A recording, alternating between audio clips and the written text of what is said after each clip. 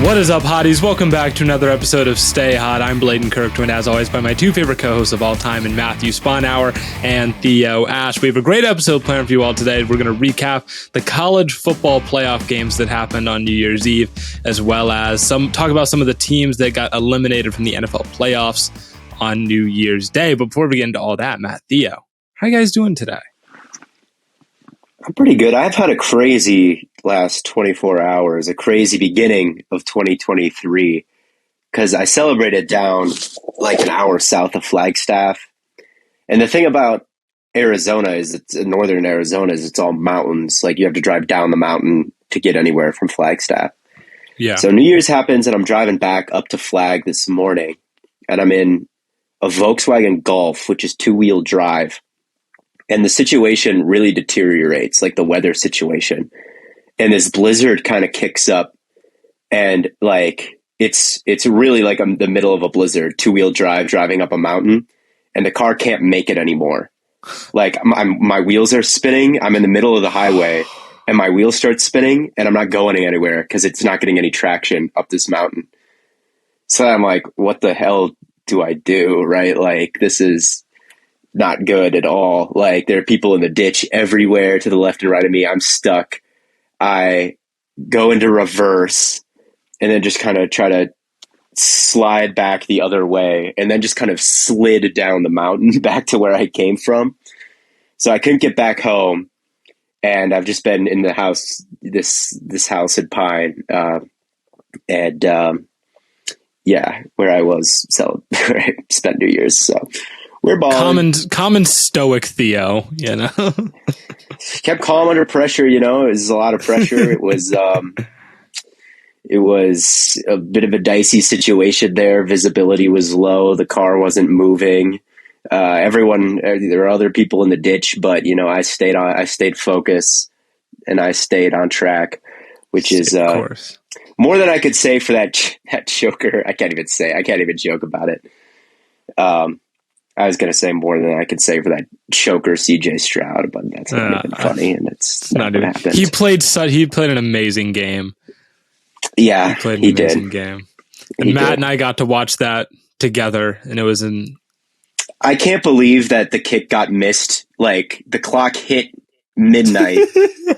He kicked it, and that's how the year started. Believe it, man. For you guys, dude. Holy shit, man. Okay. Buckeyes lose in horrifying fashion, and then the Panthers lose also in horrifying fashion. And then what are we talking about on the show tonight? Eliminated playoff teams and Ohio State. It sucks, man. It really sucks. I've had the start of my year stinks. And none of my teams are good. Ohio State's good, but the standard for them being good is national title or I hate you, you know? So they played such a good game. They played so hard. You know, I a lot of respect to Ryan Day. I think a lot of circumstances teams go out there and they kind of lay down and that's it. And it could have been easy to do that. And they didn't. And they just didn't get the breaks that they needed to win it. You know, it's easy to blame Ruggles, but Georgia's kicker missed 2 field goals, you know? So it's like, I'm not putting that on one guy, and it's a 50-yarder. I feel bad for him, though. And you have both of your top 2 receivers out. It just sucks, man. Yeah. It sucks. Matt, you said like right before, like as the game's kicking off, you're like, we're going to need to score 50. Right? Like, and that's exactly what it came to. It's like, we just needed to score more because we did not have the secondary to get it done. The safety play was some of the worst. God, their safeties that was so bad. I've watched Andrew Sendejo play for the Cleveland Browns. To me, that is like the standard of like bad safety play. I could not have imagined a worse safety performance than the Ohio State Buckeyes. The cornerbacks were okay overall. I mean, their secondary has been a huge problem, but their safeties are just so bad and make so many mistakes that it's really, really hard for them to run real defenses. I don't know how much blame I place on Knowles. I mean, he definitely got aggressive down the stretch there, but I think sitting passively in zone wasn't going to work. I think you're asking to be picked apart. The offensive line played a phenomenal game. CJ Stroud played at like a totally different level than he has all year. And I stand by what I've been saying about him all year. He has not been a guy who's gone out and been the reason why Ohio State won. This game, totally different. Had a couple passes where it's like maneuvers in the pocket really well, handles pressure, throws a nice pass. If I'm a team, I'm looking at him very differently because of this game. And I think there's a real chance that he ends up being the number one overall pick. I think it's going to be a debate. There was a lot of discussion about like whether or not he had that dog in him. This was a dog game, yeah. Like, as much as that is overused, it's a dog game. No, like literally, like it was like, oh, he doesn't have the dog the same way that like Fields did, or even Haskins or Terrell Pryor. All those Ohio State quarterbacks were like putting their body on the line, and Stroud was never really that guy until last night. You're like, good God, he just laid everything he had out. Yeah, I thought it was the game. My comp for him remains the same. He reminds me a bit of Geno this season, like with the accuracy and, someone who might be able to scramble, but not someone who does it necessarily all the time. He was always someone like I think we've given some Mac Jones comparisons and some Jared Goff comparisons as kind of a game manager-y guy. And I still think most of the time, that's what he's going to give you. Like, he's not going to be the guy who's going to do that all the time, I think, consistently over and over again in every regular season game, like scrambling all around. But he has always flashed it, even like before this game. Like, you could see that he was a little bit more twitchy and fast than a Jared Goff for sure. He just doesn't really break it out. And for him to have those in the big moments, like it's definitely something to pretty heavily consider. And Bryce Young's really tiny. Like that. I mean, I think we're all big. So small. It's going to be huge. He's so concern. Small. He is so small. And I know we all like him, and I think we all understand what his game is, right? Great pocket awareness. He's really tough, great intangibles and accuracy. But like the guy's tiny. The guy is so you saw him standing next to Mark Ingram with cleats. I mean, they look the same. He'd be the smallest NFL quarterback ever. I maybe someone's going to be like, actually, it was Sonny McGee in 1948. It's like, okay, but like, and at least in my lifetime and maybe even longer, he'd be the smallest quarterback ever. And that creates problems seeing over the line and staying healthy. It's going to, I mean, he doesn't, I don't know how much to blame him for running into hits. I guess I haven't watched enough of him to really see how many hits he runs himself into, but it's a concern, man. It's a huge concern. Yeah. And people are going to look at that and they're going to think, well, we've seen CJ Stroud now proves that he can have these big time games. And we know that we've seen like the videos of Levis going viral now of, the throws on air and, all that stuff and the size that he brings. I think a lot of that's going to go to consideration. I wouldn't be surprised if either of those guys went number one, honestly. Yeah, it's wide open right now. And it is tough to say how much stock NFL guys will put in his performance because, like, Fields had the best game, like, fucking ever in the college football playoffs against Clemson. And he felt, like, way farther than anybody expected after that game. And he had all the height and the weight and all the talent and all the athleticism and all that. And he still was like, well, Ohio State guy, And so I could see that happening, but I don't know if they'll have the same questions with Stroud as a field reader, because that's kind of how he wins is as a pocket passer. So I don't think he'll quite have those same questions that Fields did. I think Fields was a better prospect than Stroud, probably with a higher ceiling, but I don't know if the NFL will quite feel the same way because of how they value the, just the pure passing ability, right? With Lamar Jackson going dead last in the first round, 32nd overall, and Fields falling a bit. So who knows? I do want to say, Georgia won the game. We were talking about Ohio State because we're Ohio State fans. So I'm sorry to all Georgia fans. I'll say this. I wish people could respect Stetson Bennett as like a good college quarterback. He's not going to be an NFL starter. Okay. He shouldn't have been a Heisman finalist. Okay. But he's good. He goes out there and he does not limit the team. Listen, man. Him and Lamar Jackson are both 25 years old. They're both 25. Lamar Jackson is an MVP, and Stetson Bennett's like beating up on freshly high school graduates. All right. I don't care. Stetson Bennett. Do you know how many SEC teams get all the talent in the world and have got these huge guys in the trenches and they super fast defenses, and then they can't do anything because they don't have a quarterback?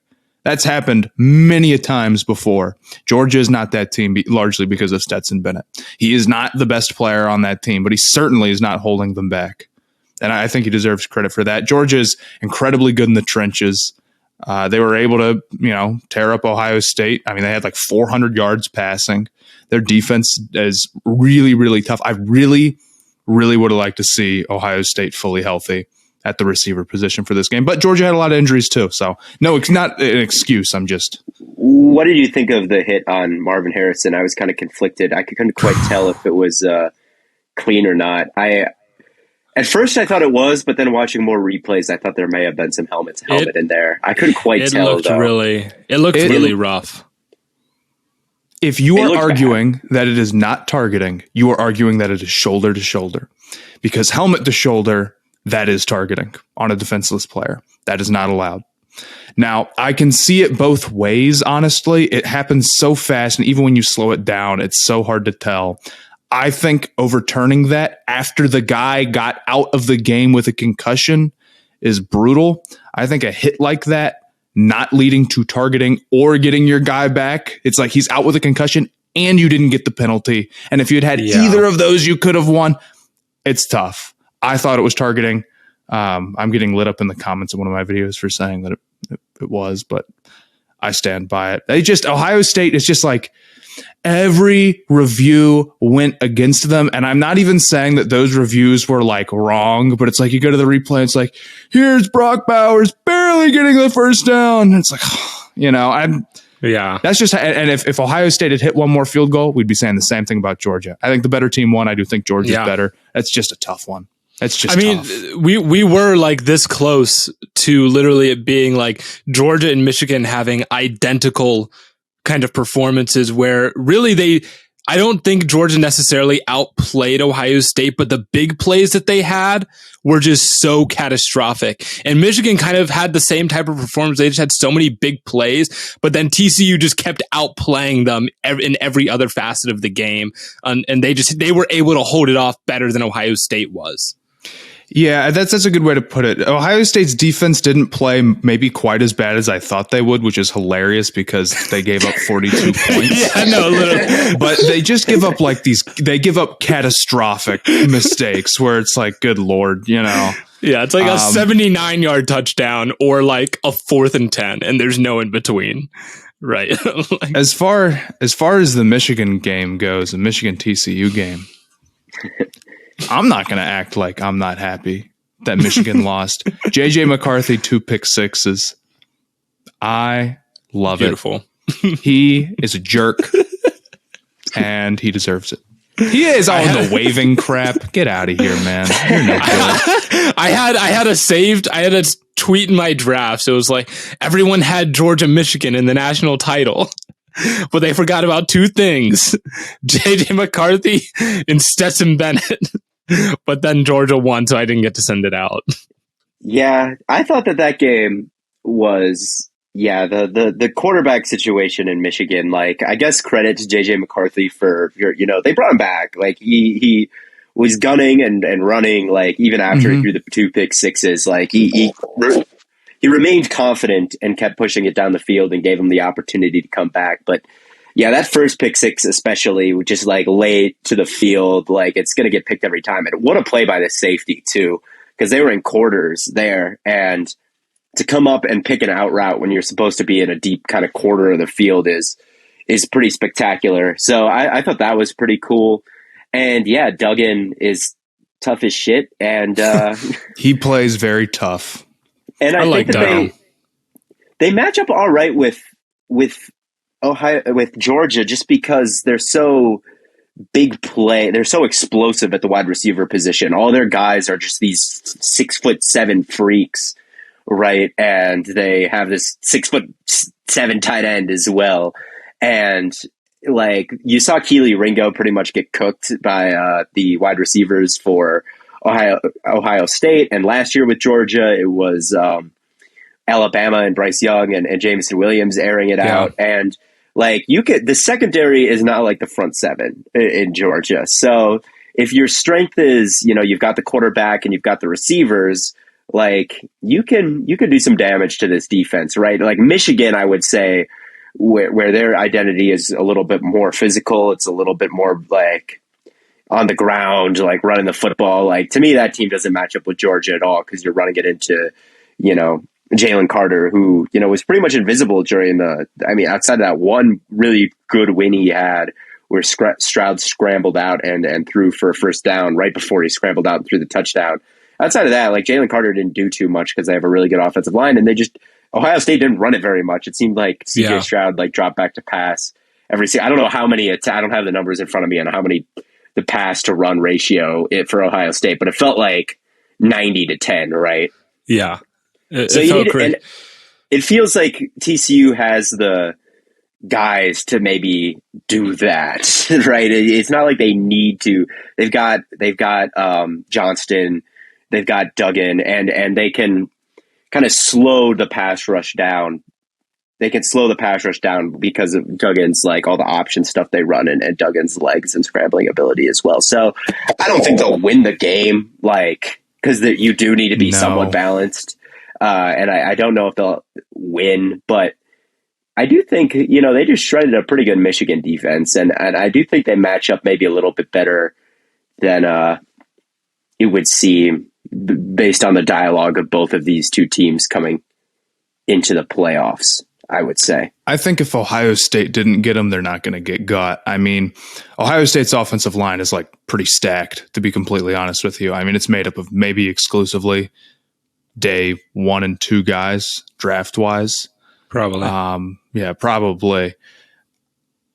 TCU's offensive line, they played a very solid game against Michigan overall. Only let up 1 sack, I guess. And Duggan does a good job of maneuvering, but it's going to be tough. It's a whole nother level than what Michigan is defensively. They don't have the size that Georgia does. And that's what makes a tough one like this so tough. I think that if they're going to win, it would be a lower scoring game, to be completely honest with you. I think TCU's defense plays incredibly physical, and that's if you can see a world where they can keep themselves a little bit honest by being able to match up with Georgia inside, which is such a tough task. But if they can do that to some extent and limit big plays, which is totally possible, you can see Duggan and those guys on offense pulling off enough plays. But I think if it gets into like, we need TCU to score 45 to win, maybe that'll age badly, but I think it's going to be really, really tough for them. I think about that Texas game and how good TCU's defense looked, right? They just completely swarmed. And you're right about that. And I remember early in that game, just the tackling of TCU on Michigan, actually creating knockback. That's one thing that you can kind of tell a physical team from a non-physical team is like when they tackle, does the guy fall forward or does he get knocked backwards? Yes. And yes. And early in that game, like the Michigan guys were getting knocked backwards by TCU's defense. So that's always something that you got to look for. And both of these defenses, Michigan almost screwed the ass. I don't know what Michigan was doing early in this game. I felt like they just kept doing these zone runs and they just kept not working. It was like either zone run or in breaking like dig route, and that was Harbaugh disaster class. Sadly, the Philly special on that 4th down. What was he doing, dude? Whatever. I love it. I do. Big smile just crossed his face. Oh yeah, I do. I have no shame in it. If that bothers any listener, fair enough. If I was a Michigan fan, that would piss me off. But I'm sorry, dude. I can't stand Harbaugh. Okay, here's a question. There's been some speculation that Harbaugh might be an NFL coach next year. I think they hype that up every year. Maybe, but like, I just couldn't imagine that you watch Harbaugh's play calling in this game and you're like, yeah, I want that guy in the NFL. Harbaugh's been good in the NFL before, though. Maybe the play calling in this one game wasn't great. Here's what I would say. Maybe Harbaugh would consider leaving if he's like, I can't get this team any farther. And I don't know if you say that after you lose a game this close by having 2 pick sixes. But I do wonder if Michigan's ever going to be able to be like consistently in the top 5 of recruiting with how NIL and transferring is going right now, because they're just not quite that level. But ultimately, if Harbaugh wanted to leave, he could have left. He's kind of, his record against Ohio State is bad, but he's won against Ryan Day. If he went out now, nobody would look at him as like the Ohio State loser. They'd look at him as like he got the team back to where they could beat Ohio State, and he did it twice in a row. Yeah. And he got them to the playoffs multiple times. But ultimately, I think their style of play to beat a team like Georgia or beat whichever SEC team is like at that moment, whether it's the LSU or the Alabama or whoever, they're going to struggle because they're such like a physical team that won't be as physical as those teams. And that's how they want to win. It's really tough. I don't think that he'll leave. So if I was a Michigan fan, I wouldn't worry about it. If I was a Michigan fan, obviously I'd want him to stay. But yeah, I guess I could see the motivation. Also, maybe someone gives him like $1 trillion, and then that would also motivate him. Yeah, the Broncos might give their coaches $1 trillion because they've got the richest ownership group, the new ownership group, and you've basically got to bribe a coach to work in that situation with Russ. They might give him a historic bag, and he might say, "Sure, let's do this thing." Yeah. Me and my brother were talking about this for the Broncos right now earlier. If you had Walmart money or whatever, you realize you could like ruin college football single-handedly with unbelievable NIL deals, right? Every billionaire in the world right now is choosing not to make whatever school he wants. Like, could you make, he's bringing up the example of like OU. If you had like $5 billion, could you get every top recruit to go to Ohio and make them win the national title? Yes. Probably. Oh, yeah. I guess you could. You could. If you wanted to. Like, why not? Why isn't Mark Zuckerberg making Harvard the college football? God, you're like, here's the real question. Yes, why isn't Mark this exactly? And honestly, it'd be pretty sick if Harvard was awesome. That'd be pretty dope, to be completely honest. Just like the 1920s, like the 80s. Yeah. I should even be going farther back. All the Ivy League schools that if all the they cared about it, they to. could do that because obviously they have a bunch of people who went to Harvard who are rich. It could be all Ivy Leagues if they wanted to, but they just don't have the heart and determination to do it. Apparently, they just don't care enough. But they don't have the school spirit. That's not about the playoff games, but two very good games. The 11 most popular colleges among America's richest. This will be the top 11. The University of Pennsylvania, Harvard, they're tied for second with Yale. Then it's USC, the one in California for Gamecock USC. That's fans. Actually happening in real life, though. That one will probably just straight up happen if it hasn't already. Stanford. There's no excuse for them to be bad, I guess. Princeton, Columbia, Cornell, Michigan. Bad news for you guys. Ruh-roh. Please say Ohio State next. Google co-founder Larry Page went to Michigan. It could be over for you guys. Larry Page, man. Stephen Ross, the owner of the Dolphins, is also a Michigan grad. Dartmouth, New York. Those are the... Well, that all changes when I make my $5 billion and the University of Cincinnati plays Ohio State that all every changes national championship forever. That all changes when I start a business and sell it for $20 billion. BLAIDEN.com is getting sold for billions and billions because of the QB quiz tool. Go check that out, and we'll put some ads on there. I think all I have to do is put AI in front of it. I think if I put AI QB ranking quiz, there you go. then it might sell for $1 billion. You just need to put stories on that thing. Now we have blatant your ranking stories.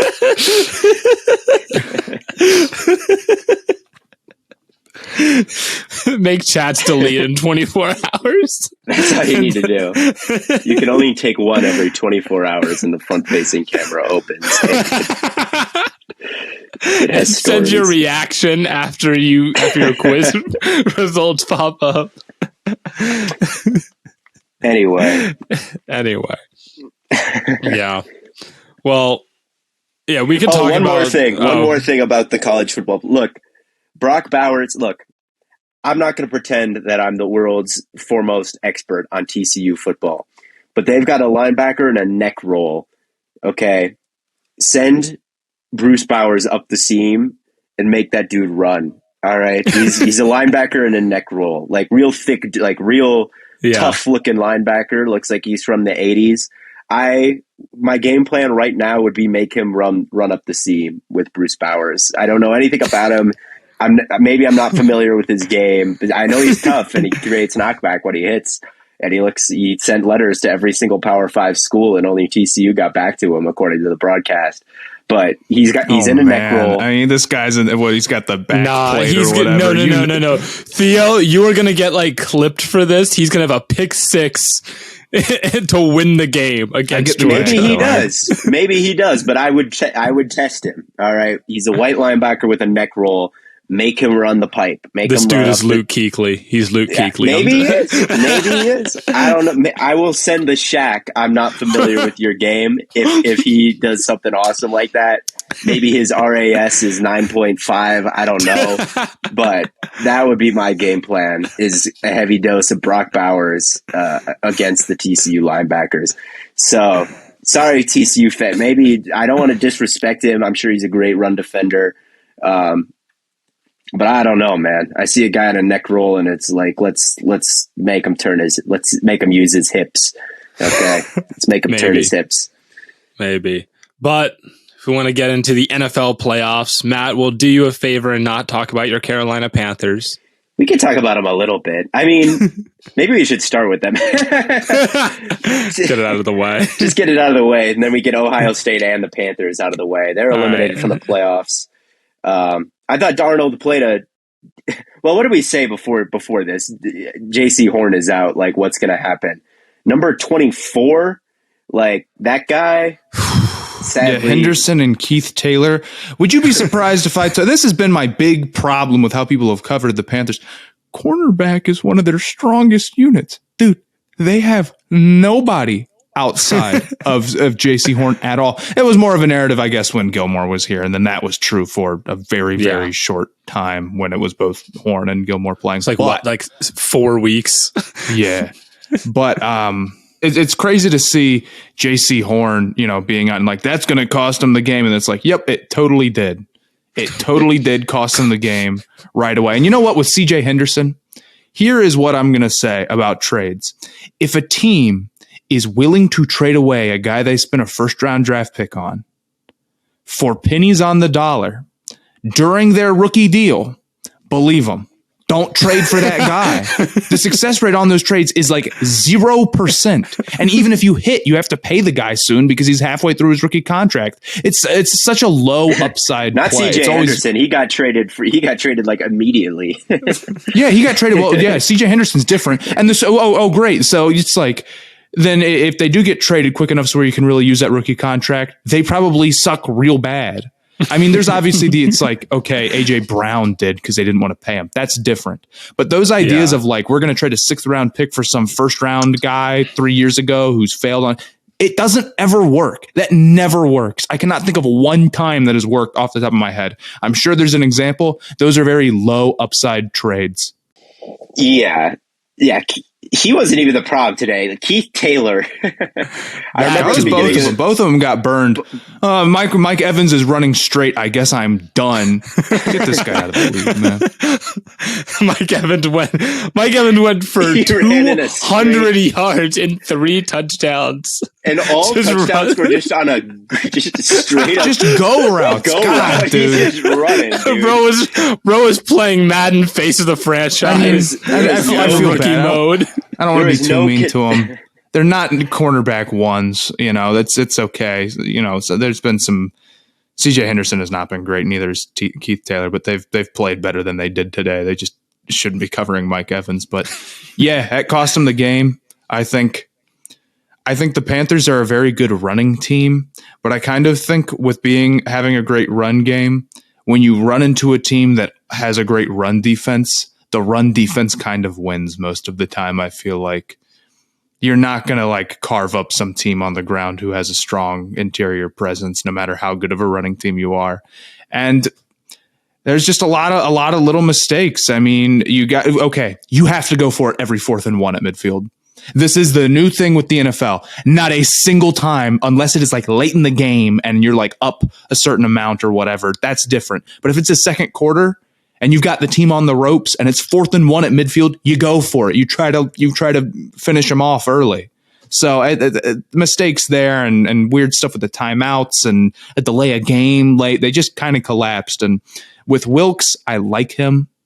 I think that he has done a really good job getting this team kind of back on the right track, as much as that may have cost us to quarterback. But if his thing is going to be like get the guys to play tough for me, and we're a real like a much cleaner team. We can't have poor coaching decisions and bad mistakes and guys doing stuff like that. So I'm not super high on Wilkes returning. Yeah, he did a good job, but nothing where it's like, because as we talked about with Seth a couple weeks ago, if you look at his track record in Arizona, that team was just god awful. And then he went to be the defensive coordinator at Mizzou, and like it's not like they had a great defense. And like if they made the playoffs and just their running game was like amazing in every single game, and like it was clear that everyone was playing their ass off for this guy, then I would get maybe signing him. But that didn't quite happen. It was impressive. It was. He had to win this game, I'm afraid. But he had to win this game, and I think that you got to shoot for a guy with a bit of a higher ceiling as a head coach this offseason. They're an interesting running team. They're kind of boom or bust. It feels like when they run the football, they don't have like a particularly great rushing success rate. If you look at the numbers, I think they don't have great running backs. They have a great offensive line. I like the guys in their offensive line, but they don't really have the guys that are creating like with their legs. It's just like they have lanes and they can hit those lanes. Kind of good. Chuba Hubbard, yes, this is the Chuba Hubbard experience, I'm afraid. He is very fast, though. Say what you want about him falling. If they could Dragon Ball Z like combine into one running back, they'd be sick. Because when I watch Foreman, because I watched that Lions game where they had all those rushing yards, when I watched Foreman, I was like, if he had like any kind of home run speed, they could have broken records, dude. Because there were so many. Because I don't think they really scored a long touchdown run. No, they always got caught by the safeties. And Foreman is a little bit too slow, and Chuba Hubbard, the safety, just has to touch him and he'll go down. So if they could like combine into one running back, it would be awesome. But they're the highest percentage team when it comes to running between the tackles. So they just kind of they really pound it. They're not getting to the edges. They're just going right up the middle. And their EPA per play is pretty high, but their success rate is pretty low. And what that indicates is it's kind of a boomer bust type of running game where a lot of the time they'll just kind of be, 0 yards, 0 yards, 0 yards, 15 yards, right? Is kind of what it'll go like, which is fine. Like it's, those explosive plays are good and it's not a bad running game at all. It's just a bit inconsistent. And today, it wasn't quite there against a defense that'll really stack the front and load the boxes. And Darnold did what if he plays good in the Saints game, they're going to. He is a Carolina Panther. Sam Darnold, you are a Carolina Panther. I promise you. They would so much rather be like, this guy can be okay, and I don't have to draft a quarterback. And this is kind of, I think, a lot of the thoughts of the fan base where it's like they want the solution not to be doing the hard things, which is getting a coach and getting a quarterback. It would be so much nicer if it was just like get a defensive end, get another receiver, and those things would help the team too. But ultimately, man, they just had those building blocks are not good enough for me to to me to not want to invest in them. I want to get a quarterback. I want to have a high level coach. I don't want to try to win without those two things. I want like a really great play caller. I want to feel like I've got a real advantage and not just like we're a pretty good team. I don't want to try to be like the 49ers or something where it's like, look, they're making it work with, Brock Purdy, who's fine, but Right. You want to be the 49ers with Trey Lance in a world where Trey Lance is really good. Is healthy and really good. And Yeah, I think what they need to do, if we're going to talk about teams that got eliminated today and what they need to do this offseason, I think they need to trade up. And they've been putting off. When was the last time they drafted a quarterback? Cam, right? Cam has a in good the first round. Yes. Yes, and Cam's been like gone for how long? It feels like a decade at this point, and they've just been retread. Like trade up, take Stroud or take Stroud where they are. Who knows? But or Richardson. I think that's the main thing they need to do. Honestly, I don't know. Take someone with the serious upside skill set, and there are people I think are so afraid that it's not going to work out and it's going to be hard to develop them, but. I'll say, like, have we not messed around with the mediocre quarterbacks enough? Like, how many times do we have to do this before the fans are like, quarterback no matter what? Right. And I agree. Tepper is from the Steelers, right? He was a minority owner of the Steelers, had 5% share. And while he was there, the Steelers never had a losing season. So when he comes over to the Panthers, he has this idea. It's like, you don't really like go through rebuilds in the NFL. He is not willing to do that, which is kind of like not the worst mindset in the world. You can be competitive every single year. The problem is that what kept the Steelers competitive every year is that they always had a franchise quarterback the entire time he was there, 2009 to 2018. So now the Panthers make all of these moves in the offseason like they can also just like get somebody who's serviceable at quarterback, and then if everything else is good, they can make it work. And it just doesn't work like that. It makes everything so much harder for them. So you end up with these teams that are like, they're just incredibly short-sighted. And granted, they hit on their first-round picks, but they have to have a franchise quarterback or else you're putting a serious cap on how good you can be. They're not going to be serious until they get a real quarterback. And when you talk about like Corral, like, yes, he's on the roster, but he was taken after Malik Willis, who, just got benched for Dobbs, and after Desmond Ridder, who, we like Desmond Ridder, but he has not thrown a touchdown yet in 3 games. Like, these third-round quarterbacks are not, like, they're starting in these situations because Tannehill is hurt and the Falcons don't really have a guy. But, like, really, you don't. It's not like you've invested so much that you have to have some sort of look at him at some point like he's a first-round guy. So I think that's the main thing they need to do. They need to get a second corner alongside, a serious second corner alongside J.C. Horn, and they need to draft a guy, whether that be Anthony Richardson at maybe the spot they're at right now, or they trade up for a guy like Stroud or Young if Young falls. Like, they need to do it, in my opinion. So yeah. And if you do that, then the team all of a sudden looks pretty good. If you can leave with a free agent corner to go alongside J.C. Horn, and you're rolling into the season with some excitement at quarterback, like, you're feeling pretty good about the Panthers, and I think that would be I think a lot of people would pick them to win the division because it's going to suck again next year. This division is not magically becoming way better. So I think they would be if they traded up for a quarterback and signed traded up for a quarterback and signed a corner, I honestly think they might be the betting favorite to make the playoffs and win the NFC South. So trade up to number 2. The Bears don't need a quarterback. You can trade up to number 2, take Stroud. Yeah, man, they're not that far off. Any of those top 4 guys I can understand. I get all of them. I'm not saying that I necessarily think all of them are going to be good, but I see the vision with all of them. And I just want them to take a shot. And they just have to try with that stuff. So that's where I'm at with them. My fear is that Darnold plays good enough so where they're like, we can keep Darnold, see what we've got in him. And if that doesn't work out, we've still got Matt Corral on the roster. That's what the problem is, Sam Darnold, we know who you are. You can't fool me. I am familiar with your game. He has been playing good. Yes, he has. Bad, but yeah, I know what you are. All right, I'm afraid so. But I agree, Theo. Yeah, trade up, get a quarterback. That's the primary objective for the Panthers. What about the New York Jets? If we want to move on to another team, because they lost to the Seahawks today, and unfortunately, I'm making everything I said on the last podcast stupid. Well, and not necessarily. The Seahawks did. Yes. The Seahawks couldn't stop the run. I mean, yeah, well, it didn't matter. It just whatever. didn't matter. They need a quarterback, but they've got the advantage of being the best quarterback situation. So if you're Brady and you're going somewhere, that's an option. If Geno's somehow going where, that's an option. If Lamar is somehow going somewhere, which I really don't think he is, that's an option.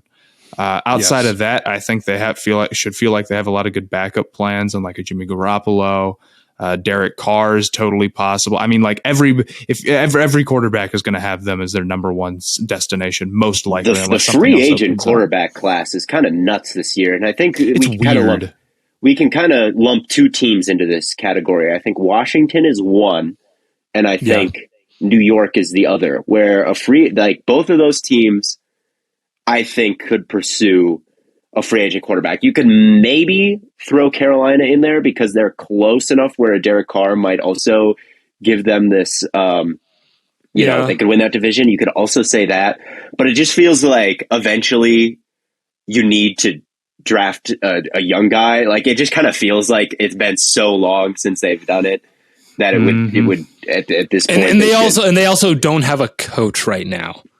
So it's going to be hard to entice, I think, a veteran guy to go there when they don't even have a coach yet. I'd feel better about going somewhere like the Jets, where I know they have Saleh. Yeah, it's and the defenses in Washington and New York are like, Carolina's a good defense, but those defenses I think are top 5 right now. So they're at a little bit of a different tier. And I guess the same thing with Washington, where Washington can, they haven't drafted a guy in the first round since RG3. Mm-hmm. So that's a long ass time ago. So I definitely could see them kind of, going for a young guy as well. But not all of those top 5 picks are going to be tradable, right? Like, Houston is taking a quarterback. Not all of these quarterbacks are going to go in the top 5. That's also true. And there's a very real possibility that they maybe go like Garoppolo, Richardson, a Garoppolo. I just think that the teams need to sit. Like, Houston's going to take a quarterback number 1, but then you have Chicago, Seattle, Arizona. None of those teams really have to take a quarterback, but the team that you have to jump, I think, is Indianapolis. If there's a guy that you really like that you're worried they might take.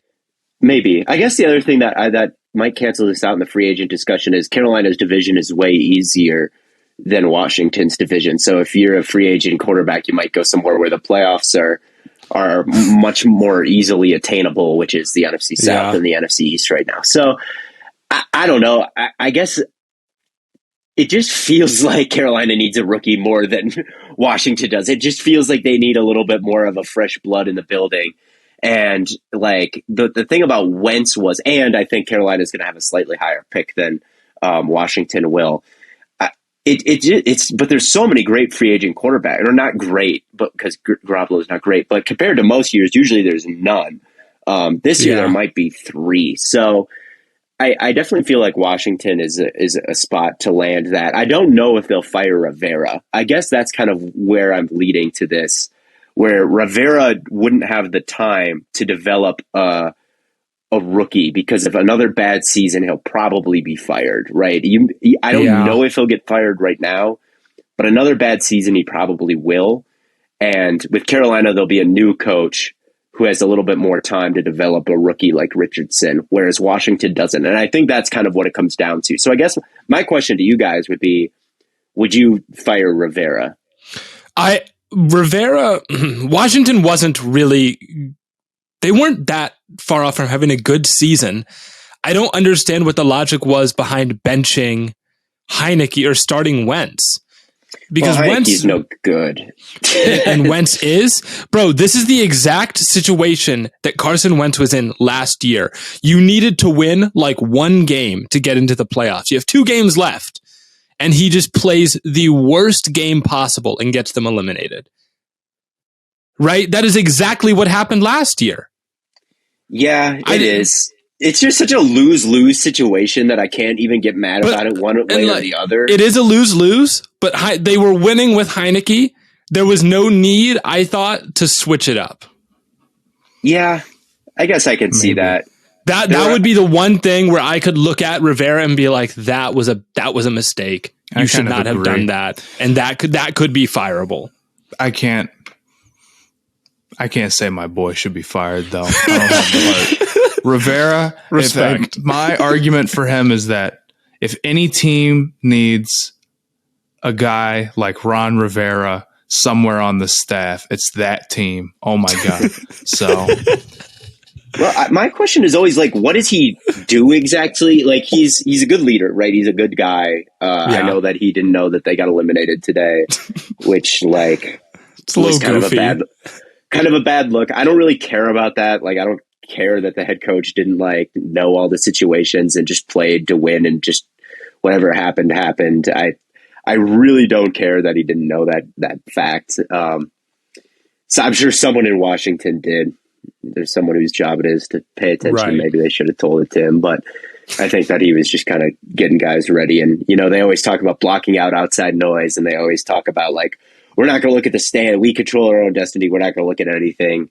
I honestly think that's what happened. They were just like totally focused on their own shit and just didn't know the landscape because they controlled their own destiny if they won these next two games. So I don't care that he didn't know that, but like Scott Turner does the offense and Jack Del Rio is like, Rivera is not someone apparently who is like really running the defense. Like he's not a super, like it's mostly Del Rio and Turner is the offensive guy. So he's just kind of this figurehead, and Turner is a good OC. I think there's a lot of motion. I think that it's honestly not as bad as it seems. I think they've probably gotten more offensive output out of bad quarterbacks than like most people would. It's not a great offense, but how could it be when you're starting Wentz and undrafted free agents and your running backs are like nothing too special and the interior offensive line is bad?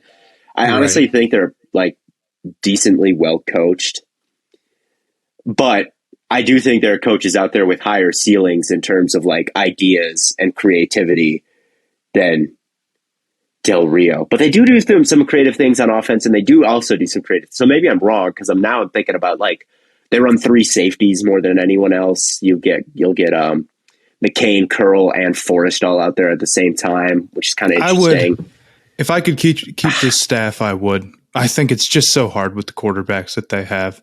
And I would like to see them with somebody maybe a little bit more serious. Maybe that's me defending my guy, but yeah, I don't disagree. I think I will. I don't necessarily disagree. He's not a must fire, that's for sure. And I think patience is, unless something's a much fire, I do kind of like keeping guys around because I think as you get more time, everything is going to run a little bit smoother as things get more cohesive. Even a bad staff, if you gave them unlimited time, I think eventually you'd start to see better results. I think eventually they would just learn so much and everyone would know what's up, that like things would improve. Just would. If you gave a bad staff. Some say it takes 7 years, but yeah, I kind of don't disagree. I would keep Rivera if I would. So, but if he's bad next year, he would probably get. So, like, let's pretend that's we're all the heinous human beings at the top of the Commanders organization. We're all the terrible people we were talking about this. They keep Rivera, but you would say maybe, well, next year if we're not good, then like we got to make a change. So that's why this was just a long, winding conversation to say that's why they would probably go for a free agent guy as opposed to a project quarterback, because they need someone established to kind of immediately to stay relevant. And like, I know Wentz was a free agent guy, but Wentz is not good. Wentz is never like Wentz. I guess I shouldn't say he's never been good, but like Wentz was a bad gamble. He hasn't been good in 5 years. That was a bad gamble. I think from a process standpoint, a guy like Carr is a better bet to keep things on the rails than Carson Wentz. And I know we all said that about Matt Ryan and it didn't work. But I don't think Carr is like Matt Ryan. I don't think even Jimmy G is like Matt Ryan. Yeah. Matt Ryan's age kind of started to catch up to him, where it's just like he just can't afford to take a hit, and he plays so he's kind of feeble at this point. So throwing beach balls out there. His arm isn't there. It's just he just doesn't have Matt it Ryan anymore. 2 years ago, we would have been correct. Yes. Yeah, I agree. I think I also think they tried to trade for Russ too. So, And Rivera doesn't like Wentz, right? I remember early in the season, they're like, "What's the problem?" And he said, "The QB." That's so funny. You're right. That's so real, though. Yes, Ron. So if he, if he said about any other position, it wouldn't be near. It's like he's like, well, the receivers are really letting us down right now, and be like, oh, okay. But saying that about the quarterbacks is so political, something about it. Yeah. I don't know. They need a quarterback. Yeah, I think they also need new interior defensive linemen. I watched that game today against the Browns, and too many times I saw the Browns interior linemen just like knocking the interior offensive linemen of the Commanders backwards and locking their arms out and like forklifting them. The Browns interior defensive line should never be doing that. They haven't done that all year. The Browns interior defensive hasn't looked that good all year. Yeah, they completely dominated the interior and really the exterior too, because it was. Well, yeah, it's not like the right tackle is. Yeah, it's not just the interior, and then on the exterior you've got Myles Garrett and whatnot. So, yeah, their offensive line is also could use some work. So maybe free agent quarterback. They could use another linebacker. Jamin Davis has taken some steps, but they could use another one. But I really think that offensive line needs the guards need some help. I mean, Chase Winovich and Taven Bryan got sacks today, so your boy Chase Winovich, my boy Chase Winovich, man, with the Winnie the Pooh profile picture. Yeah, love it, love it. So, what are the other teams? Well, so we're saying the Jets need to trade up.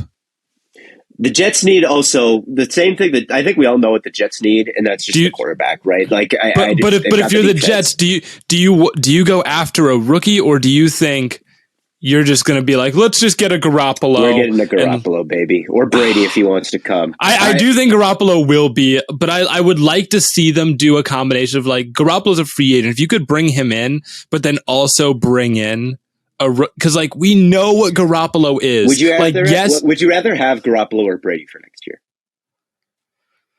Shit, man, probably Brady. I also think Brady.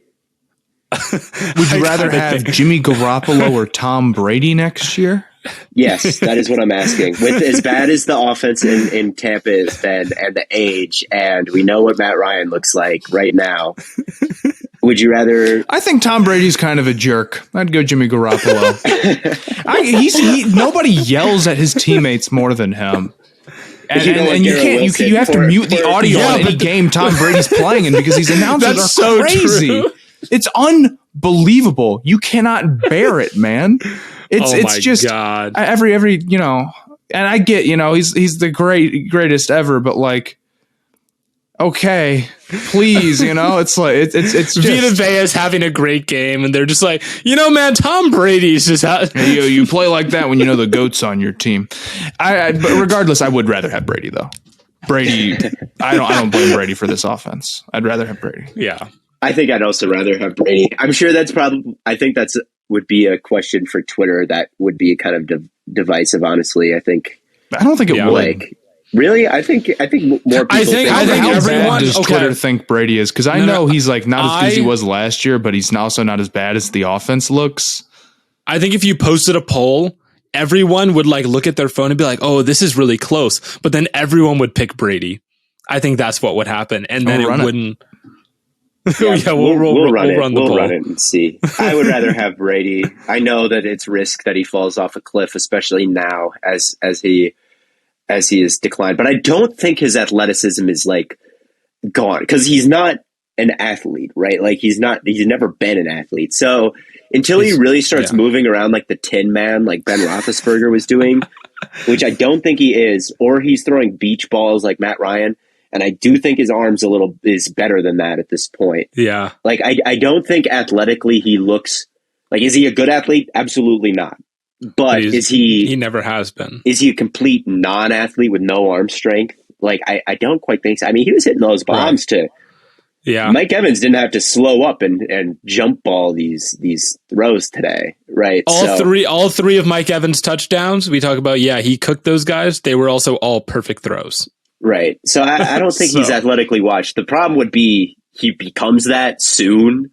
But like, I don't know, man. That's a risk I'm willing to take. So maybe what you see is like, I don't know. We're in week 17, dog. Like if he was going to show any decline in this season, now would be when you would see it. Yeah. And but do you think Brady would play for the Jets in the Patriots division? I think it'd be hilarious. I think it'd be kind of funny I wonder if he would avoid that because the division is very good. Maybe. That would be my biggest argument against going to the Jets. But you are signing up for. But if you're the GOAT, but if you're the GOAT, right? You should want that competition, right? If he can't win on the Jets next year, he's moving down my list. If Tom Brady, he's moving out of the top 5.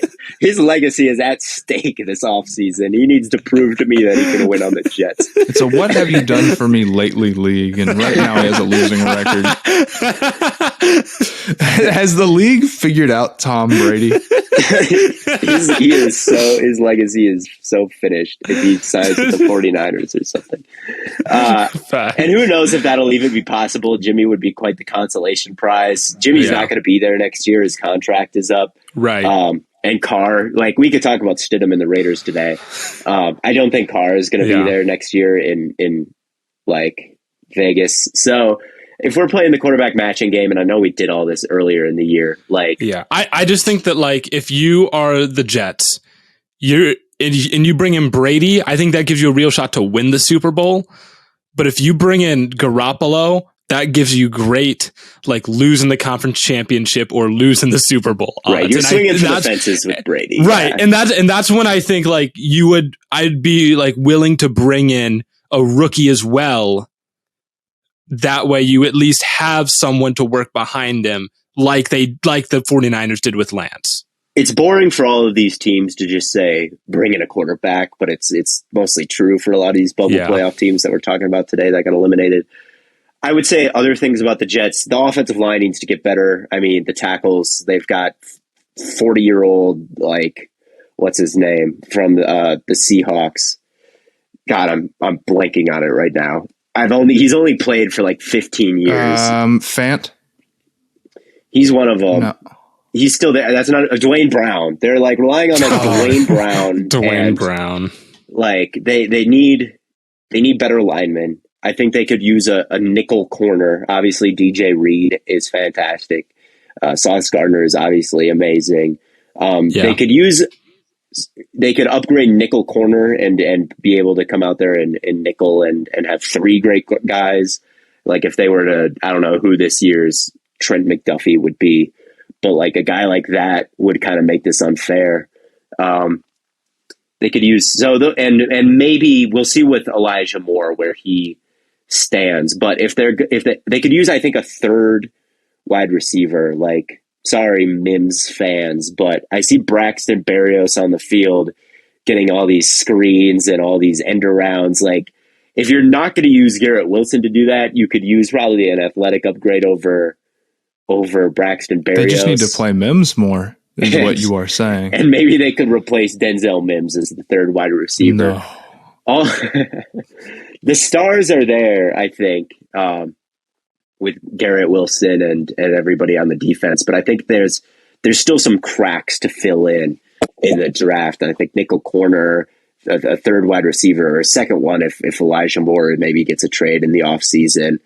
But those are some other things I feel they need to do. But obviously, it's a pretty complete team that could use a functional quarterback more than anything, whether that be Brady or Carr or anyone. Garoppolo. Right. Yeah. But speaking of Carr, the Raiders. It kind of feels like it'll be Garoppolo, though. I'll say that. It just kind of feels like it's like Saleh is the San Francisco connection, the game manager, everything. Like it kind of, and Brady, would he play in that division against the Patriots? Like, it's fun to speculate, but probably not. So it kind of feels like a Garoppolo type of off season for the New York Jets. Yeah. But the last team would be the Raiders. And obviously we watched Jared Stidham play today and not that bad. Sorry, McDaniels. I was pleasantly surprised. Like, I said It that I'd actually broke my heart. apologize. I said that I'd apologize if it looked smart in a week and Stidham played well, and he did. Yeah. So sorry, McDaniels. I kind of see the vision, and maybe if Stidham was looking like this in practice all the time, and you thought he played pretty well in preseason, and you said, well, maybe let's see him against the best defense and see how it looks. He was making the scout team. He was giving a good look on the scout team. Like, we need to delete the last podcast because everything I said aged poorly. It was just straight Jared Stidham hate. Straight being wrong. Jared Stidham stands are going to be after you. I believe your career may be done. You thought the Tua stands were bad? You're not surviving this one. I'm done with Tuanon. I'm now at Stidham-anon. Stidanon. I don't know. Stidanon. We'll figure it out. Yeah. We'll figure it out. Yeah. No, but it's definitely, the Raiders are a very stars and scrubs team, ultimately. And their scrubs really stink. And that's really what it comes down to. They have the leading rusher in football. Devontae Adams just broke the franchise record in receiving yards, and they still weren't able to pull out 6-10. That's crazy. No, literally, that is insane. Well, there's a couple. I mean, really, it comes down to, if you want to make the offense really elite, you need to upgrade the offensive line. As far as quarterback goes, I mean, Stidham looked good today. If he plays again next week really well, are you just saying, yep, we're going with Jarrett Stidham starting at quarterback? That's our full game plan going into next year. I could. It's a tough one, man. It's a tough one because 2-game sample size is brutal. It feels like an off season where you trade back a lot. You got a good draft. You trade back a lot and you fill in the cracks with as much talent as you can. I think like that's what it feels like. The interior of the defensive line, like nothing from them this year. Like Tillery had a good game against the Chargers, his revenge game. But like seriously, Max Crosby is your only good piece there. Like Nate Hobbs and Rock Yassin, like I like Nate Hobbs, but he has not had the greatest season after coming back from this injury. He's been picked on a decent amount. Like the linebackers, like, are any of those guys you really feel like are going to be on the roster in 2 years? Is Chandler Jones a guy you could feel like it's tough. The Adams deal is a really tough nut to crack because it feels like because you have him, you need to be going all in immediately. But really, when you look at this roster, like how many of these guys are going to be around in 2 years? It's him, it's Colton Miller, and it's Max Crosby. And like maybe Trayvon Merrick and Nate Hobbs, I guess. But really, it's not a complete roster, and rebuild kind of makes sense, honestly, for them. Like, if you're going to suck with Stidham and Tay, it feels so wrong because you have Adams, but they need way more talent in the receiving core. Yeah, like Matt Collins can't be your wide receiver 2 next year. They need talent like all across the offensive line outside of left tackle could probably all stand to be upgraded. The front 7 outside of Max Crosby could all stand to be upgraded. Like it really, like, if you want to go in with Stidham, I would honestly get it if the Adams thing wasn't if they like drafted and developed Adams and signed him with their own money. And well, I guess they did sign him with their own money, but if he wasn't a trade they brought in, I think there'd be no question where it would be like, oh yeah, like it's okay to kind of rebuild for a while here. But because they traded for him, and that was a sign that they're all win now mode, everyone's like, well, there's no way they could rebuild. If Stidham plays well, maybe you bring it. I don't know, man, but I don't think they're going to draft a guy. I think like this is maybe a year where you roll into it with a bad quarterback situation. You hope Stidham can be a guy maybe, and you just kind of try to fill in the cracks and get to the point where like you're maybe the Jets or you're the Commanders, where it feels like you could drop a Derek Carr and actually win some playoff games in. But they're just not at that point right now. They're not at the point where a game, like even a decent quarterback is going to win a playoff game for you. And they need to get to that level of talent, I think. So I think that should be the focus of the offseason. is get some more pass rushers that can affect. It shouldn't all be on Max Crosby to get all of the sacks all the time and all of the run stops all the time, which he does because he's amazing, but it's 100% on him right now. So I think I would look to fill out the rest of the roster if Stidham plays well next game and take my lumps, and maybe after next year you say this is a good team that needs a better quarterback than Stidham, and then you start to look for the trades, and then you start to look for the free agents, and who knows? Or maybe Brady will want to play there. Maybe Brady will want to play there. In Vegas. California. Oh, and I guess they're not in Oakland anymore. In Vegas. Big gambling. If he doesn't want to go to the Patriots division and betray everyone, and if he doesn't want to, if the 49ers say no, hey, go play with Adams. What better? I disagree pretty strongly. You think they need a quarterback? They're not going to go tank. They're not going to be like the roster's too far off. Oh, welp, we're going to go be like a losing team and like try to go through a rebuild. The thing is that first off, they are not going to feel like they're that far off. They're going to be like, we have lost like 10 one-score games. Yes. We've played competitively against a bunch of good teams. They're going to say, we have good weapons on this roster. We need some more offensive linemen, but if we could get that, we would have one of the best supporting cast for a quarterback possible.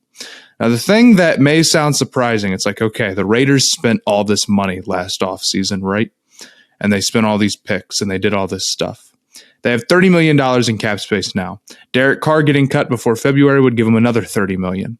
And Max Crosby, I believe, is he on his 5th-year option right now? Or he's got so much guaranteed that they could give him Go ahead. So no, they've already paid him, if I remember. But he's on. Yeah, he could save a lot of money by restructuring his contract if they wanted to. They could get to $70 million in cap space very easily, and I would project they are going to try to do that because they're saying if we can get some more competent offensive linemen and get more competent up front on defense, all of a sudden we are a team that very much can compete. They have lost like 10 one-score games in a very, competitive division. Now, the question is at quarterback, are you going to roll with are you going to do that and roll with Stidham?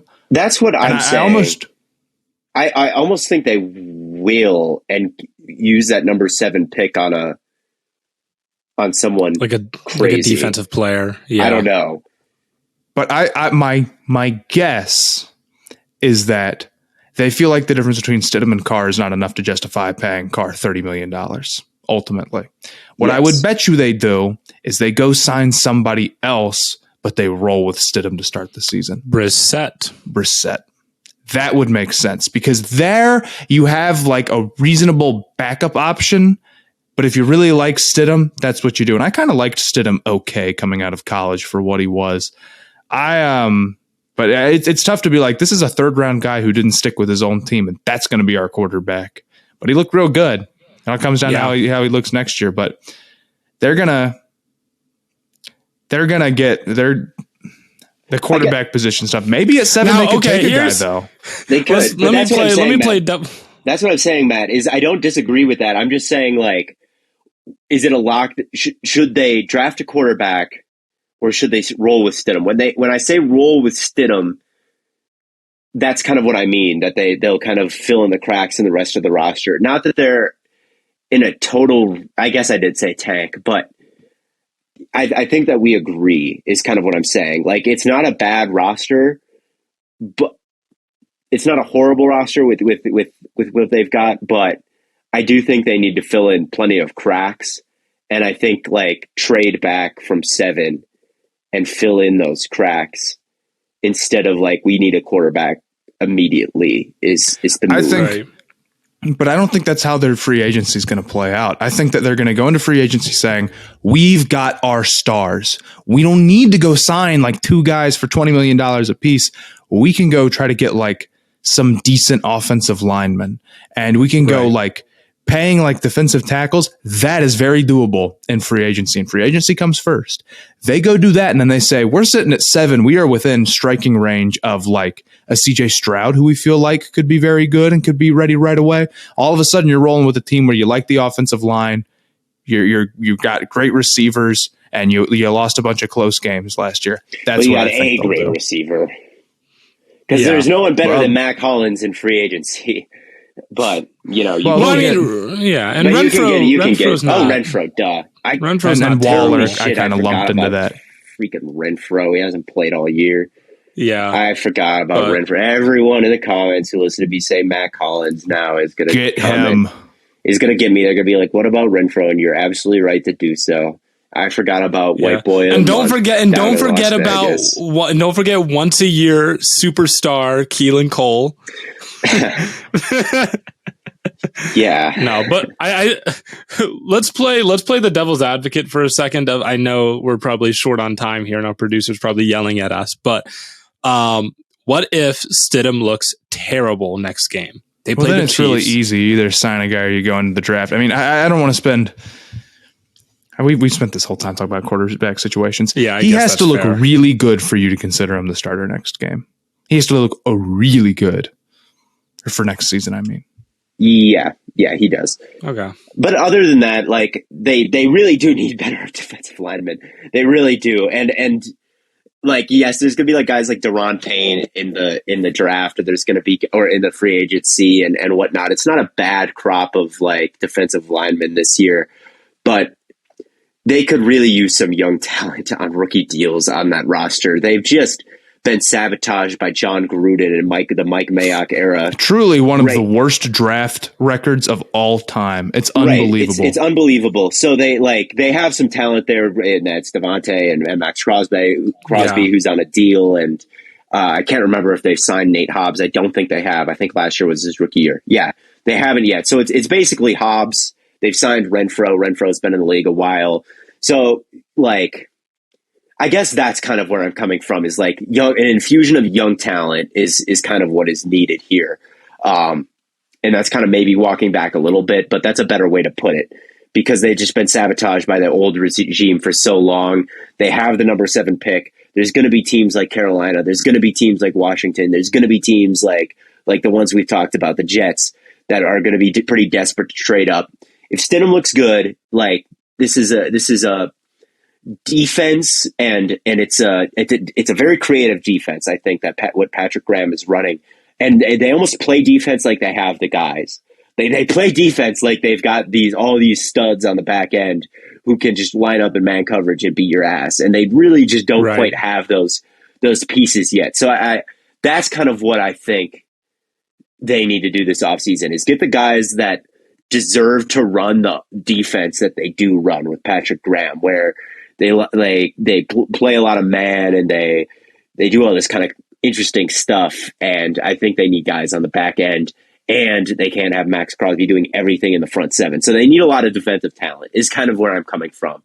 And if I had the number 7 pick and I had Jared Stidham in 2 games playing like this, I might say, like, let's set a 2-year goal here. If the perfect quarterback lands, like, oh my God, we love Bryce Young so much. We love him. And the league let him fall to us at 7. Like maybe then, or we love Stroud. I don't know how the board feel. Like, I don't know how they'll feel about the quarterbacks. I know how I feel about the quarterbacks. And I would say like, this is a great year for corners. This is absolutely fantastic. There's tons of corners in the draft that are good. There's tons of edges in the draft that are good. Like, let's maybe pick some of those guys. Let Patrick Graham's defense thrive, and then like just see where we're at with the quarterback situation next season. I don't know though. I don't know. It's there's not really a great. There's more than one because I also can see doing it the other way, but I don't care. I don't care. That's my take. I don't care what they do. They could do whatever. See if I care. Bro doesn't care about the Raiders. I care about the Raiders. I just don't care what they do. Oh, Tom. Fair enough. Oh, God. Well, I think that pretty much wraps things up. Congrats to Theo on the Packers beating the dog Yo, shit yeah, out let's of the talk about Vikings. that. Shout out Jair Alexander, man. That guy Congrats rules. to the Browns on beating the Commanders and doing absolutely nothing and helping the Packers. So yeah, you're gonna play the Lions for the playoffs next week. The real NFC North title is what that game is. The Vikings aren't NFC. They're phony, fraudulent. Not my NFC North winners. Whoever wins the game tomorrow next week, Lions or Packers.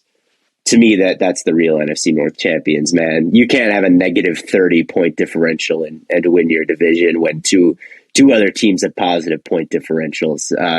So sorry, Vikings. If you hang a banner, I don't know if they're going to hang a banner for this in US Bank or print out hats. Like, those are all completely invalid in my eyes. You got killed by Lions. You got extra killed by the Packers. They're playing for the best team in the division, man. Don't care. Sorry, Vikings. Well, yeah. Best of luck to you. And thank you all so much for tuning in. That pretty much wraps things up for us. And as always, from Corn Boy, Bird Boy, and Lemon Boy, we will catch you all on the flippity flop.